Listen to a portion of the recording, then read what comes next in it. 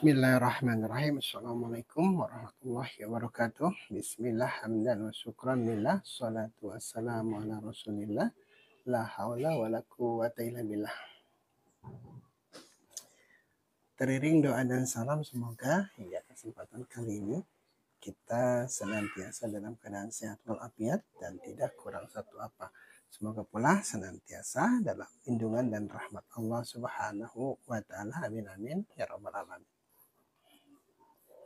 Tepat 8 hari kita merayakan kemenangan Ramadan kita, kemenangan saum kita. Hari Senin kemarin kita berbahagia mengekspresikan rasa syukur kita atas kesempatan yang Allah berikan pada kita untuk bisa menyelesaikan kewajiban dan kebutuhan kita dalam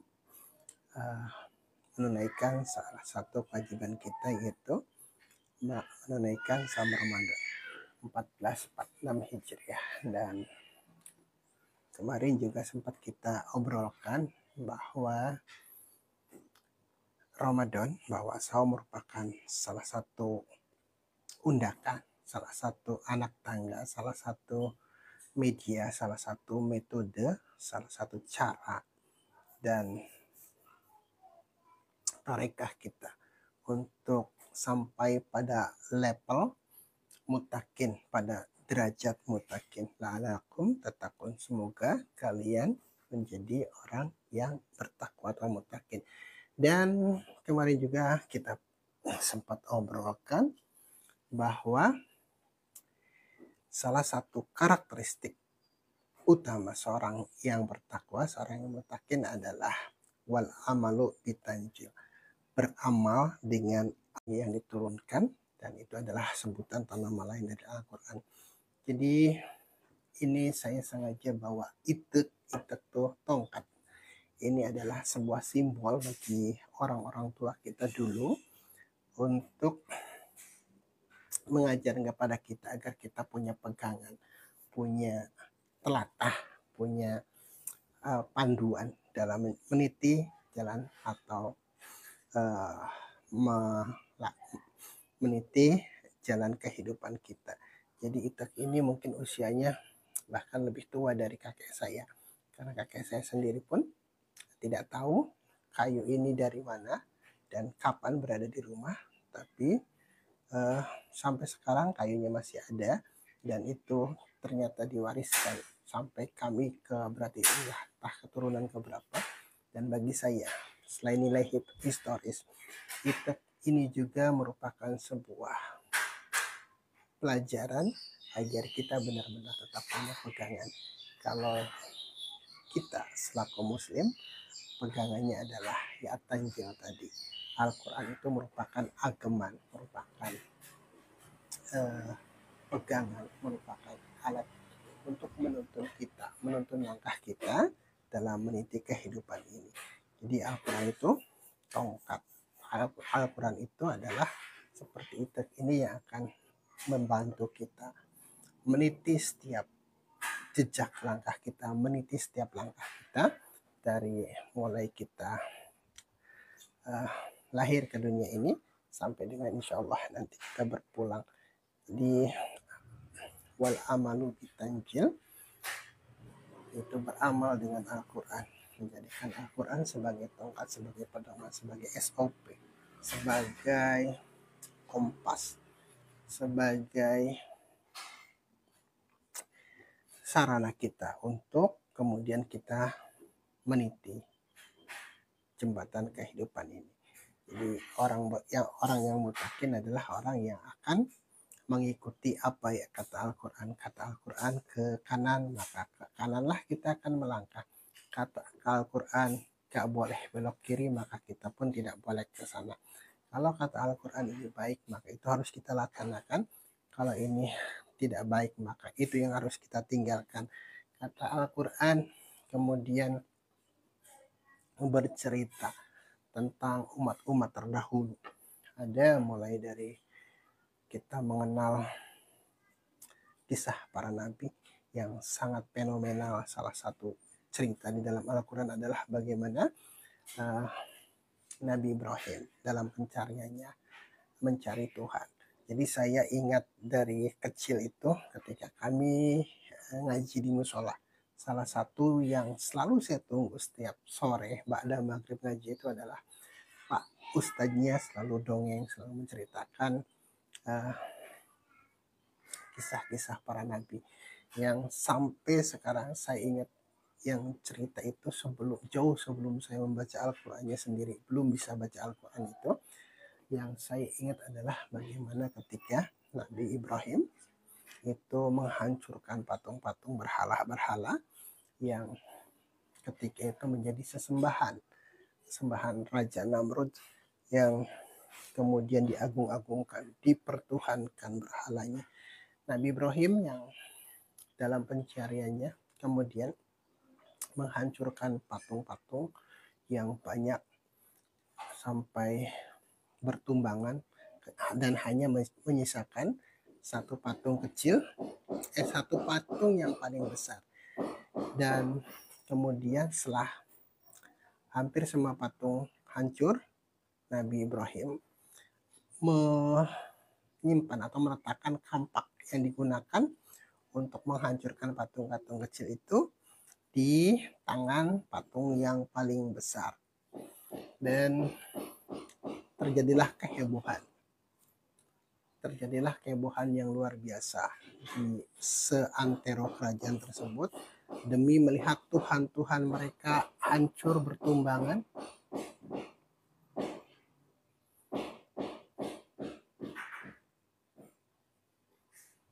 Karena dirusak oleh seseorang, maka heboh. Dari kehebohan itulah kemudian dicari siapa yang berani melakukan atau menghancurkan Tuhan-Tuhan mereka. Dan berdasarkan informasi bahwa yang menghancurkan patung-patung tersebut adalah seorang pemuda yang bernama Ibrahim. Maka Ibrahim pun ditangkap dan kemudian diadili di persidangan. Dan ketika dipertanyakan kepada Ibrahim, apakah benar engkau yang menghancurkan Tuhan-Tuhan kami, kata mereka. Ibrahim dengan kecerdasannya, dengan bimbingan dari Allah menjawab, bukan dia yang melakukan, tapi tolong tanyakan saja kepada patung yang paling besar itu, kenapa dia tidak hancur dan kenapa dia memegang kapak. Jawaban yang disampaikan oleh Nabi Ibrahim tersebut kemudian sontak mengundang gelak tawa dan bahkan menganggap Ibrahim gila, karena bagaimana mungkin patung meskipun besar itu bisa menghancurkan patung-patung lainnya yang lebih kecil. Dan ketika mereka mentertawakan Nabi Ibrahim, maka Nabi Ibrahim dan menganggap Nabi Ibrahim gila, Nabi Ibrahim cukup membalikkan jawaban mereka, jika kalian tahu bahwa patung yang besar itu tidak bisa berbuat apapun, tidak bisa bergerak, tidak bisa menghancurkan patung-patung yang lainnya, bagaimana mungkin kemudian kalian sembah dan kalian menganggap bahwa patung tersebut bisa memberikan mudarat, memberikan maslahat dan mencegah mudarat kepada kalian. Seketika semua yang hadir termasuk rajanya terdiam, bahwa benar secara logika, secara akal sehat, secara hal apapun tidak mungkin patung yang terbuat dari batu benda mati itu bisa memberikan maslahat atau mencegah mudarat bagi pemujanya. Tapi karena kesombongannya, mereka tetap tidak bisa menerima argumentasi dari Nabi Ibrahim yang sedemikian real, yang sedemikian logis. Dan di cerita berikutnya, Nabi Ibrahim akhirnya ditangkap, tetap dihukum, dijatuhi hukuman dengan dimasukkan ke dalam kobaran api yang menyala-nyala. Dan pada akhirnya Nabi Ibrahim diselamatkan Allah, ya narukuni badan wassalaman ala Ibrahim, dan api tidak menyentuh kulit Nabi Ibrahim. Itu kisah yang sering saya dengar dan itu masih sangat relevan hingga saat ini karena sebagian dari kita masih berperilaku seperti raja-raja, seperti masyarakat dan raja kerajaan Namrud pada saat itu, yang masih mengagung-agungkan, masih menyembah sesembahan selain Allah. Kalau dulu patungnya bentuknya itu ya arca yang dipahat sedemikian rupa menyerupai kalau sekarang mungkin apa ya, kayak dewa-dewa seperti itulah. Tapi sekarang patungnya bergeser, arcanya bergeser. Kemudian sesembahan yang dulu sudah dihancurkan oleh Nabi Ibrahim itu tetap ada sampai dengan sekarang. Patung-patung itu berbentuk jabatan. Tidak banyak di antara kita yang hingga di abad ini, yang katanya modern, yang katanya sudah demikian canggih, yang katanya tingkat pendidikannya jauh lebih tinggi, yang katanya segala macam, ternyata masih bertuhankan pada jabatan. Kemudian juga saat ini patungnya sudah berubah lagi, berkamuflase lagi menjadi bentuknya materi, bentuknya uang, bentuknya mobil, bentuknya rumah mewah. Itu dipertuhankan sedemikian rupa sehingga kemudian melalaikan kita daripada sesembahan yang sesungguhnya. Dan bagaimana kemudian kita bisa kembali kepada sesembahan kita yang seharusnya.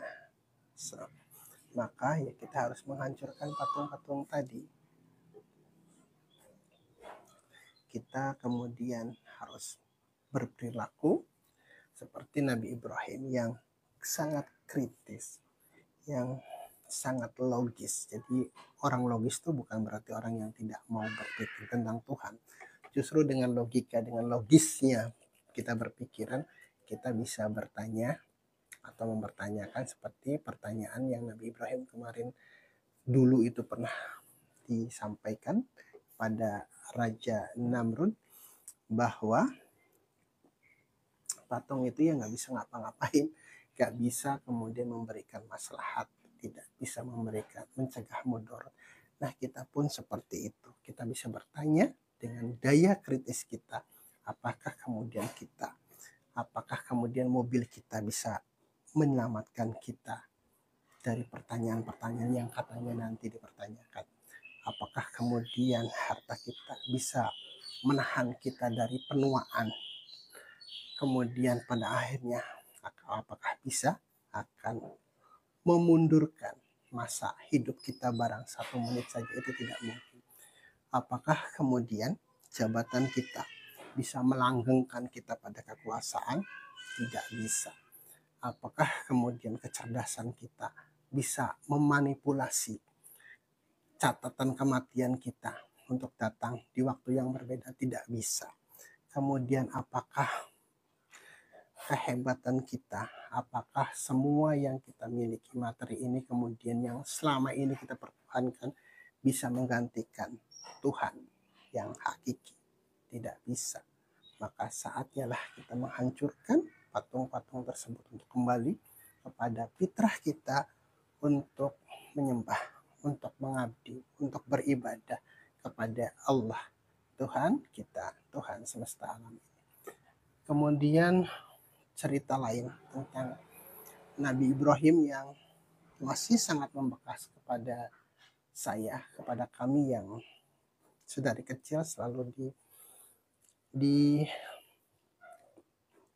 diajari, diceritakan bagaimana cerita-cerita zaman Abu Nabi itu adalah ketika daya kritis Nabi Ibrahim mempertanyakan, mencari Tuhan, mulai dari melihat bintang yang kecil, tidak, Tuhan gak mungkin sekecil ini, kemudian berganti bulan, berganti matahari, sehingga sampai pada kesimpulan ini wajhtu wajhiya lilladzi fatara samawati wal arda hanifan muslima wa ana awal muslimin. Dan daya kritis itu ternyata perlu, logika itu perlu, karena justru dengan akal, dengan logika lah kita bisa mencari atau menemukan hakikat ketuhanan itu. Jadi itu kemudian kembali kepada At-Tanjil tadi, Al-Quran juga bercerita tentang Fir'aun. Fir'aun itu dikisahkan sebagai raja yang hampir memiliki segalanya, yang hampir kekuasaannya tidak terbatas, sehingga kemudian ketika berdebat dengan Nabi Musa, wahai Musa, siapa Tuhanmu? Ketika Nabi Musa menjawab bahwa Tuhan yang disembah oleh Nabi Musa itu Tuhan yang bisa menghidupkan dan mematikan, Fir'aun pun sama, dia tertawa.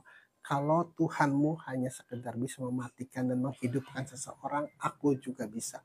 Aku bisa memberikan ampunan kepada siapa yang aku kehendaki, kata Fir'aun. Aku bisa membunuh siapapun yang aku kehendaki. Maka Nabi Musa cari argumen lain yang bisa meyakinkan Fir'aun bahwa Tuhannya itu bukan sekedar yang bisa menghidupkan dan mematikan. Tapi Nabi Musa menjawab, Tuhanku adalah Tuhan yang menerbitkan matahari dari arah timur dan menenggelamkan di arah barat. Seketika itu Fir'aun terdiam.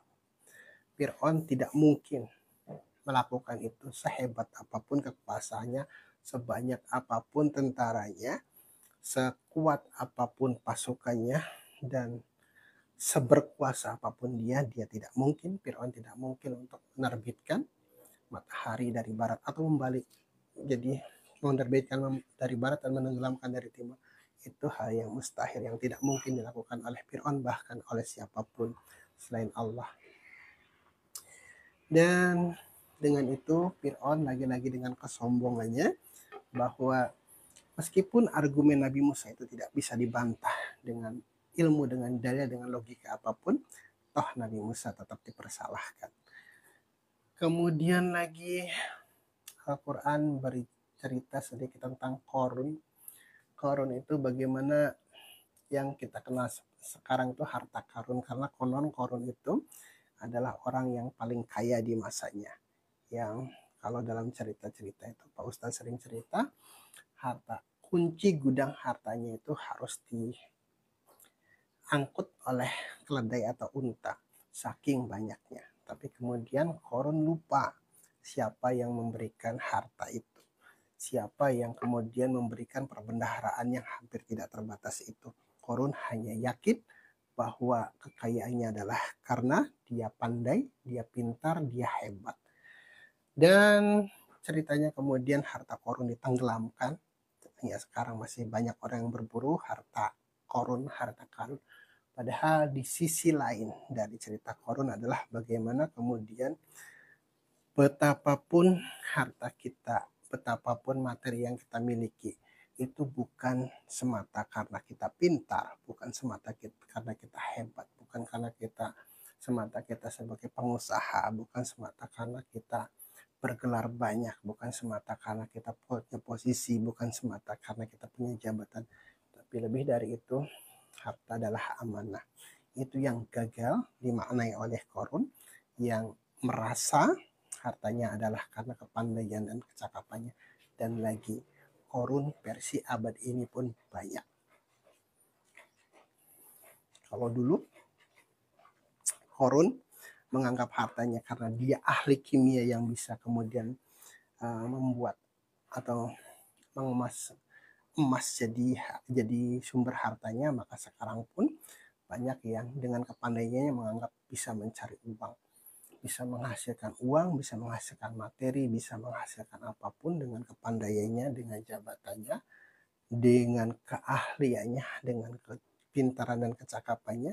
Jadi kita pun harus belajar bagaimana menyadari untuk tidak mengulangi apa yang kesalahan yang dilakukan Qarun, yang menganggap hartanya adalah karena kepandaiannya semata. Kita harus menyadari bahwa apapun harta yang ada pada kita atau bahkan nyawa kita pun bukan milik kita, apalagi harta. Jadi harta kita, kemudian mobil kita, rumah kita, jabatan kita, semuanya adalah amanah. Semuanya adalah titipan yang harus kita gunakan sebesar-besarnya untuk kemaslahatan sesuai dengan amanah dari yang menitipkannya. Jadi kalau kita kemudian kebetulan diamanahi harta yang banyak, itu artinya kita sedang diberi kepercayaan oleh Allah untuk dijadikan alatnya untuk berbagi kepada sesama. Jadi harta yang kita dapat itu ada hak-hak orang lain, ada hak-hak makhluk lain yang Allah titipkan lewat kasab kita, lewat usaha kita, lewat perdagangan kita, lewat kerja kita, lewat pertanian kita, lewat berladang kita, lewat kemudian kita melaut dan lain sebagainya. Itu ada hak orang lain yang Allah titipkan di situ. Makanya agar kita tidak mengulangi kesalahan Korun, kita ya dermakan, kita bagikan, kita distribusikan, kita alirkan harta tersebut, materi tersebut kepada yang memang siapa yang dikehendaki Allah.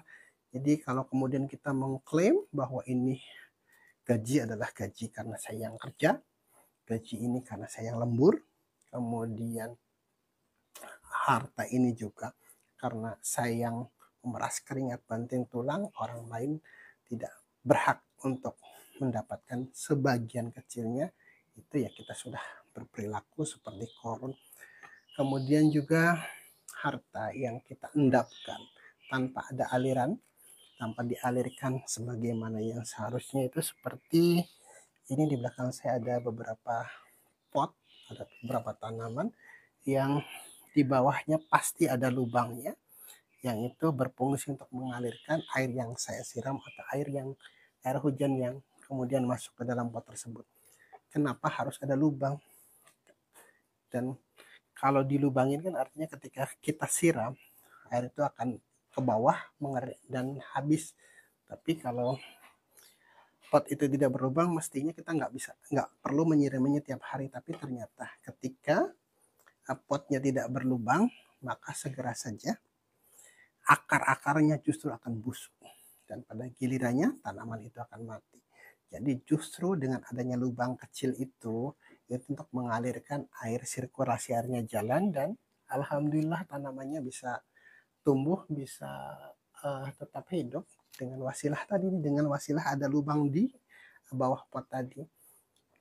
Harta kita pun, rezeki kita pun seperti itu. Jangan sampai harta yang Allah anugerahkan kepada kita, karuniakan kepada kita, titipkan kepada kita tepatnya, itu kita endapkan tanpa kemudian kita alirkan. Pada gilirannya harta tersebut akan membusuk, akan mati. Suatu saat kita tidak akan lagi diberi amanah oleh Allah untuk menyalurkan rezeki tadi, menyalurkan apa yang kita dapatkan tadi kepada yang berhak, karena kita menganggapnya itu punya sendiri. Itu yang kemudian kita juga bisa belajar dari situ. Ada lagi, Al-Quran itu bercerita tentang masa depan, tentang hari akhir, tentang surga dan neraka. Yang itu bukan hanya kita hafal saja, kita dengarkan saja di sana. Ada banyak ibroh, ada banyak pelajaran, ada banyak yang harus kita tafakuri, yang semua isi Al-Quran itu bukan untuk nanti, tapi untuk sekarang. Kalau kita sedekah, ya sedekahnya sekarang. Kalau di surga nanti nggak ada orang yang perlu disedekahi. Kalau kita berbuat baik, ya maka berbuat baiknya sekarang.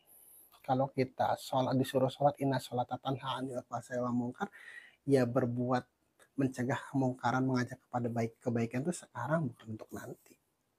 Nanti itu di surga itu insya Allah kita ya tinggal menikmati apa yang kita tanam di saat ini di dunia ini. Dan itulah tanjir, dan itulah itu tongkat, agar kita tidak goyah, agar kita kemudian tidak tidak limbo dalam menyikapi pelbagai kehidupan ini, agar langkah kita mantap, agar langkah kita tidak mudah terombang-ambing, agar kita tidak sempoyongan ketika kemudian kita menjalani kehidupan ini dengan itek, dengan tongkat.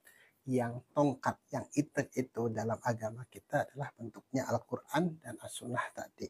Selama kita berpegang kepada dua pegangan tersebut, Al-Quran dan Sunnah, insya Allah kehidupan kita akan mapan, akan berjalan dengan sebagaimana mestinya, tidak mudah goyang, tidak mudah limbung, tidak mudah kemudian terombang-ambing oleh berbagai romantika kehidupannya. Jadi kalau di kehidupan kita ada bumbu, yaitu harus. Kehidupan kita ada romantikanya, itu sebuah kepastian. Kita kadang sakit, kita kadang merasa jenuh, kita kadang merasa tidak nyaman, kita kadang merasa tidak enak, kita kadang merasa senang, kita kadang merasa bahagia. Itu terus berputar, itu terus bergerak, dan karena itulah kemudian kita perlu pegangan. Kalau kita tidak memiliki itu, tidak memiliki pegangan, ya ketika sakit kita mengeluhnya seperti orang yang paling menderita. Ketika kita dalam sehat, kita menjadi lupa diri, kemudian mempergunakan sehat kita untuk hal-hal yang tidak ada maslahatnya.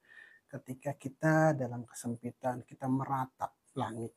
Tapi ketika kita diberikan kelapangan, kita lupa diri dan lupa daratan. Itu kalau kita tidak punya itu kalau kita tidak punya pegangan, tidak punya pedoman. Dan 1 minggu inilah momen kita untuk mengukur bagaimana pelajaran-pelajaran yang kita kemarin pelajari, yang kita ditarbiyah untuk menjadi orang yang mutakin, yang tadi di awal saya sampaikan bahwa salah satu karakteristik seorang mutakin adalah wal amalu bitanjil, beramal dengan Al-Quran, yaitu kita bisa ukur. Sekarang nih mumpung baru seminggu, kalau kemarin kita sudah tadarus Qur'annya rajin, apakah seminggu ini kita masih melakukan hal yang sama atau meningkatkannya?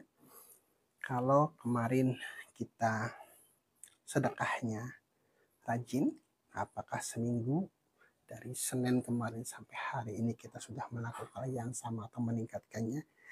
Apakah kalau kemudian kita qiyamul lailnya selama 1 bulan kemarin itu full 1 minggu ini, apakah ada peningkatan? Apakah kemudian cara kita berbicara, kemarin kita karena mungkin lemes jadi ngomongnya pelan-pelan, apakah sekarang kita masih atau bisa meningkatkan kualitas pembicaraan kita? Apakah kemudian ketika kemarin kita bisa sabar dalam melihat berbagai hal, apakah sekarang kesabaran kita sudah meningkat? Apakah senyum kita tambah ramah? Apakah pandangan kita lebih meneduhkan? Apakah kemudian ke masjidnya lebih baik? Dan itulah makna sawal. Sawal kata Pak Ustadz itu salah ya suruh sawalun kalau nggak salah. Artinya meningkat. Jadi bulan Syawal ini bukan artinya kita harus berhenti untuk menjalankan aktivitas yang selama Ramadan kemarin kita laksanakan. Justru Syawal ini adalah bulan peningkatan, bulan kemudian kita memetik buah dari apa yang kita tarbiyah kemarin untuk kemudian kita manfaatkan, kita gunakan, kita lakukan peningkatan amaliyah kita, bukan justru sebaliknya. Setelah Ramadannya selesai kita kembali kepada setelan awal, kita mulai jadi pemarah lagi, kita mulai jadi orang yang pelit lagi, kita jadi orang yang jarang baca Quran lagi, ke masjidnya pun setahun sekali, mungkin seminggu sekali lah setidaknya.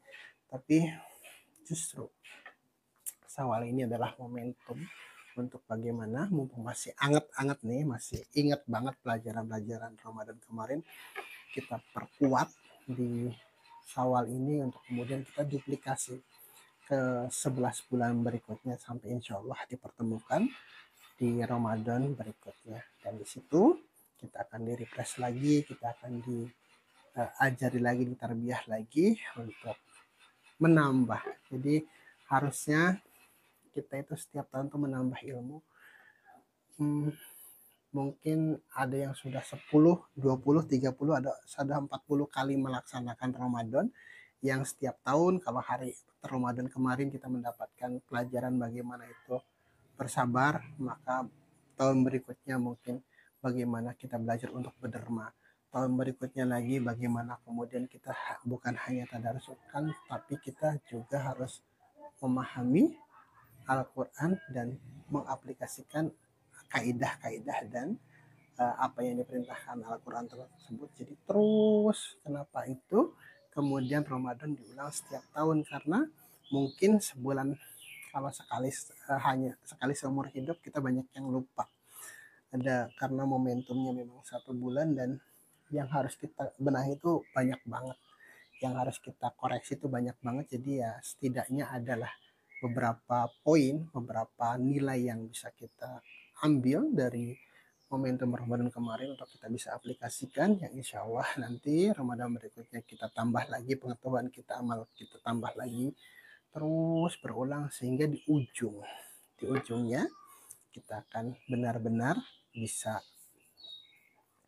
menjadi orang yang dikehendaki Allah. Jadi itu Wadarso ini sudah bergabung. Semoga sehat ya Pak. Sekarang kemarin agak kurang sehat katanya. Semoga mudah-mudahan hari ini diberikan kesehatan, dan semoga sakitnya menjadi wasilah untuk Wadarso bertambah baik, bertambah soleh, dan bertambah manfaatnya bagi kami-kami yang junior, bagi kami yang kemudian menjadikan mengambil banyak pelajaran dari Wadarso. Jadi itu, dan At-Tanjil ya Al-Quran itu tidak akan habis kita pelajari sampai usia kita habis. Ada satu momen seorang mu'alaf yang ketika itu menjadi khotib di masjid kami. Beliau bercerita bahwa sebelum jadi mu'alaf, selama 31 tahun beliau berperang melawan Al-Quran. Bahasanya berperang. Kalau kita itu bahasanya mempelajari Al-Quran. Tapi beliau dengan timnya, dengan orang-orang yang sangat capable di bidangnya masing-masing, itu berperang melawan Al-Quran. Beliau bercerita, kata beliau, mempelajari dan mencari celah untuk menemukan satu titik lemah Al-Quran.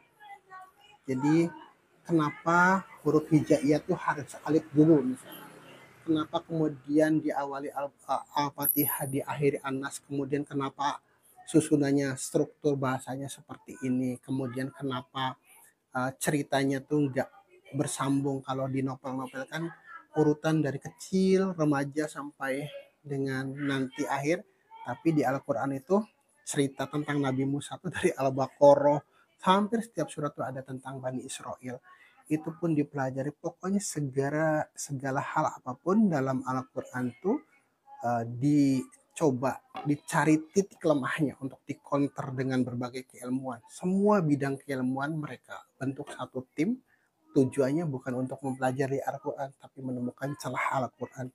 Dan beliau bilang setelah 31 tahun, artinya mungkin waktu itu beliau umurnya 60-an, berarti setengah dari hidupnya itu untuk berperang melawan Al-Quran, menemukan titik lemah Al-Quran. Dan ketika kami tidak menemukan secuil pun titik lemah Al-Quran, baru saya bersahadat.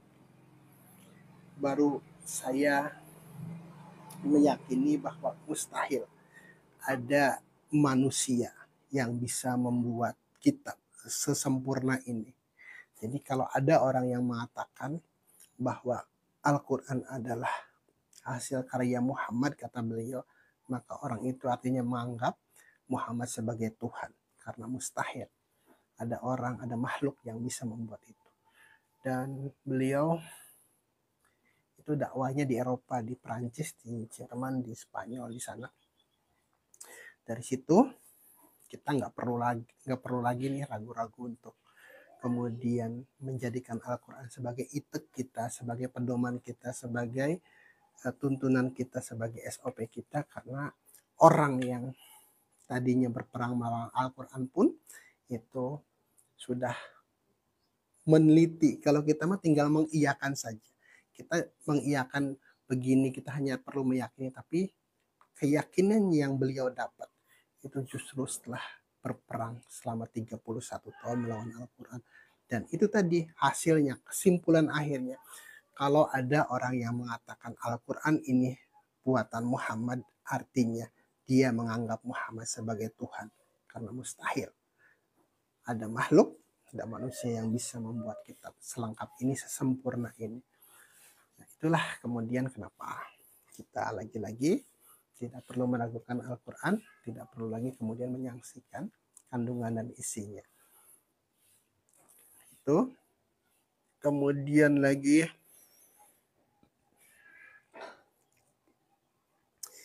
ada banyak ayat yang bisa kita inspirasi, menjadi inspirasi. Dan satu lagi cerita tentang ayat Al-Quran yang sampai sekarang saya jadikan salah satu itik saya. Salah satu jadi pedoman saya adalah ketika saya diminta oleh manajer saya untuk mencari satu ayat saja, kata beliau. Satu ayat saja yang jika kamu bisa memahami dan mengaplikasikan ayat ini, hidupmu tidak akan pernah sengsara selamanya. Kamu pasti akan menemukan kebahagiaan yang banyak dicari oleh banyak orang. Saya mencoba menyebutkan beberapa ayat. Ayat kursi kan Pak? Bukan. Kemudian ayat 1000 dinar kan? Bukan. Kemudian saya menyebutkan beberapa surat. Itu mah surat, bukan itu yang saya maksud. Akhirnya saya dikasih waktu 1 minggu untuk mencari ayat tersebut, ayat yang dimaksud oleh manajer saya, bahwa dengan ayat itu kamu tidak akan pernah bingung, tidak akan pernah pusing. Sangat menarik, saya bilang. 1 minggu itu saya tafakur, saya bolak-balik ya nggak ketemu karena memang saya nggak punya ilmunya, nggak tahu bagaimana caranya menemukan ayat istimewa tersebut. Setelah seminggu, hari Jumat ke Jumat berikutnya kami ketemu di masjid pada saat Jumatan. Beliau nanya, ketemu nggak? Nggak tahu Pak, saya belum ketemu. Beliau mengatakan, kamu lihat ya, suka baca nggak tuh tulisan yang biasa terpampang di keranda? Di keranda Pak, iya, apa tuh bacaannya, kata beliau. Innalillahi wa inna ilaihi rajiun Pak. Itu ayatnya, kata. Jika kamu bisa memahami dan memaknai ayat itu secara benar, maka kamu tidak akan pernah menjadi orang susah. Kok bisa Pak beliau mendadar sedemikian banyak makna innalillahi rajiun itu? Jadi ujungnya tuh beliau, yang namanya innalillahi wa inna ilaihi rajiun itu bukan untuk orang mati gitu, tapi bukan untuk orang kita yang masih hidup.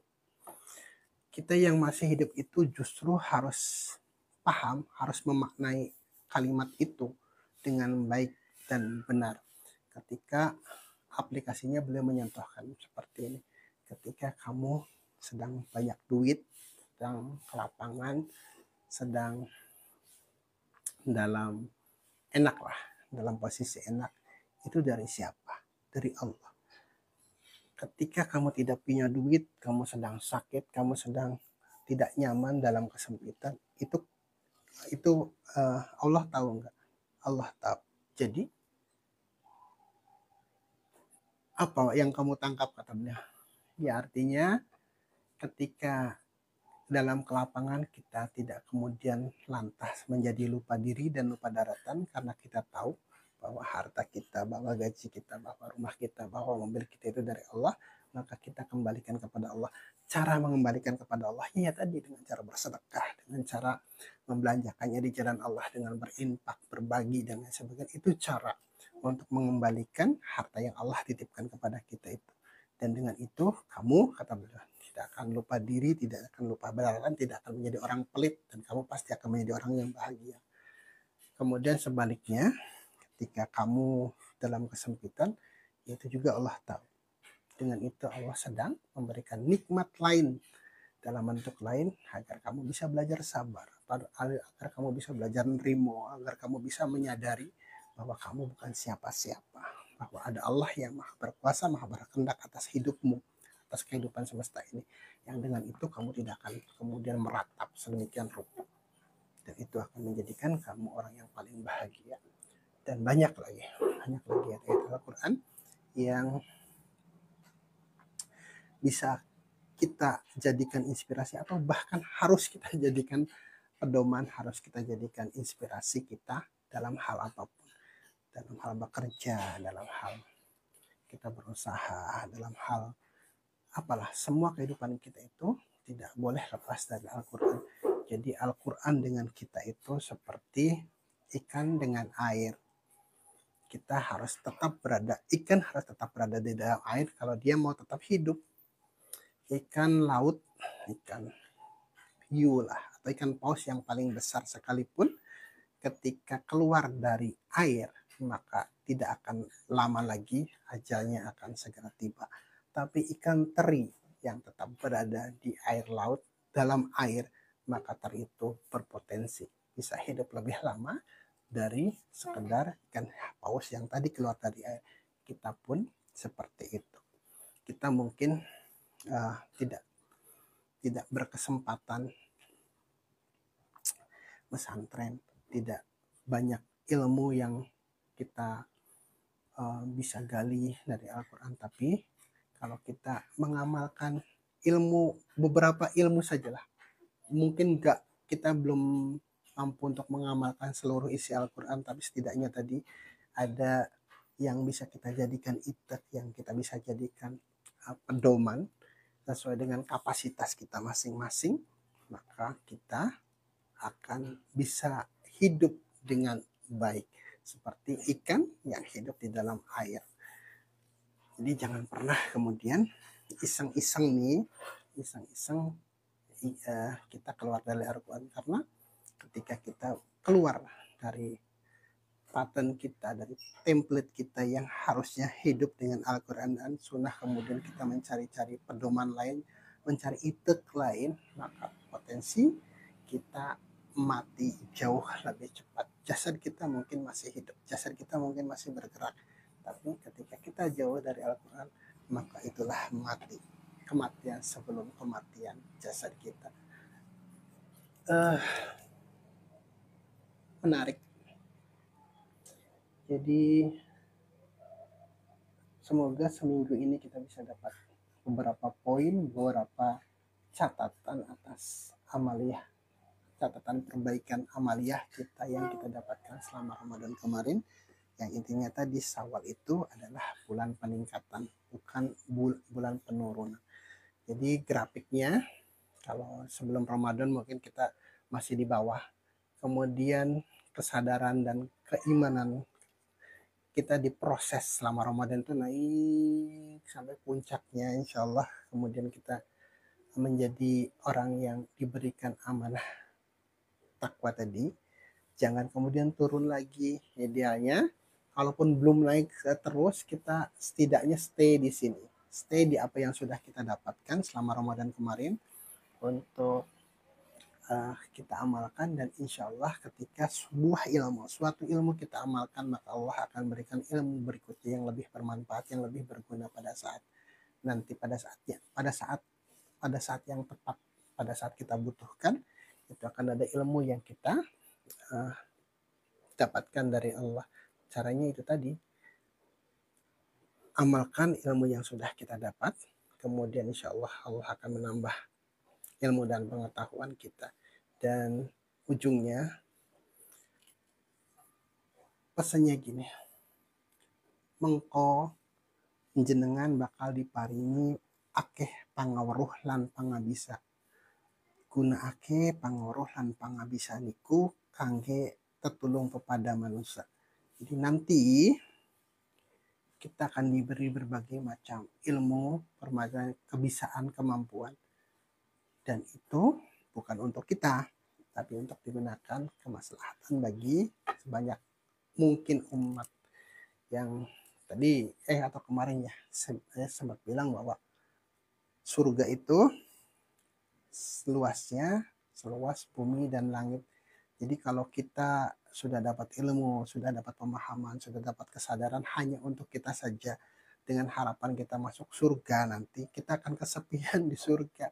Kita ngapain di surga, nggak ada teman. Makanya kalau punya ilmu, punya pemahaman, punya berbagai macam amanah dari Allah itu ajak sebanyak mungkin orang agar bersama-sama kita di surga, ramai di sana, kita ngumpul, kita kemudian bisa menikmati apa yang Allah janjikan di sana bareng-bareng. Sepi kalau kita sendirian saja dengan alasan, atau bahkan mungkin kita nggak bakalan dapat tiket surga karena kita dengan ilmu yang ada pada kita kemudian kita mengklaim bahwa itu ilmu hanya untuk kita. Saat itu sebenarnya ego kita sedang berbicara. Saat itu kesombongan kita sedang berbicara. Saat itu kita sedang berteman. Si empunya sombong, siapa dia? Kita tahu sendirilah. Jadi hati-hati ketika kita diamanahi ilmu. Di situ juga kita harus sadar, kita harus mawas. Jangan sampai kemudian ilmu yang kita miliki itu justru menjauhkan kita dari sang pemberinya. Karena katanya, kata Pak Ustadz itu, iblis itu lebih alim, amaliyahnya juga luar biasa. Tapi kemudian yang menggelincirkan iblis adalah sombong. Aba wastakbar, karena kesombongannya. Dan kita tentu tidak mau kemudian ikut-ikutan karena kita ngakunya adalah umat baginda Rasul. Kita ngakunya orang yang berpedoman pada Al-Quran. Dan kalau Al-Quran bercerita tentang iblis yang sombong itu bukan untuk kita tiru kesombongannya, tapi dengan Al-Quran menceritakan iblis yang tidak mau sujud kepada Adam, itu agar kita tidak ikut-ikutan seperti itu, tidak ikut-ikutan terjebak dengan kesombongannya. Meskipun secara realitas nih sudah banyak orang yang kemudian ikut-ikutan atau bahkan melampaui kesombongan si empunya sombong itu. Contohnya iblis itu hanya sekali nggak mau sujud kepada Adam karena logika iblis itu benar. Wong saya lebih tua, wong saya lebih alim, wong saya yang lebih banyak amalnya, kok sujud pada Adam yang anak kemarin sore. Logikanya kalau kita telan mentah-mentah itu benar. Dan itu sekarang bukan hanya disuruh sujud kepada Adam, banyak di antara kita yang disuruh sholat, suruh sujud kepada Allah itu enggan, aba wastakbar. Jadi sombong siapa? Iblis sama kita. Iblis mah nggak sujud karena dia suruh sujudnya ke Nabi Adam. Kita disuruh sujud kepada Allah, masih enggan, masih merasa bahwa kita tidak perlu sholat. Jadi sombongan mana kita sama iblis? Jadi itu mudah-mudahan ini akan memberikan hikmah kepada kita. Ramadan ini benar-benar membentuk kita yang baru, man of new istilahnya, manusia baru, manusia yang seperti ulat jadi kupu-kupu, bukan kembali jadi ulat, tapi ulat yang berubah jadi kupu-kupu, ya bahasa lainnya dari gelap menuju terang.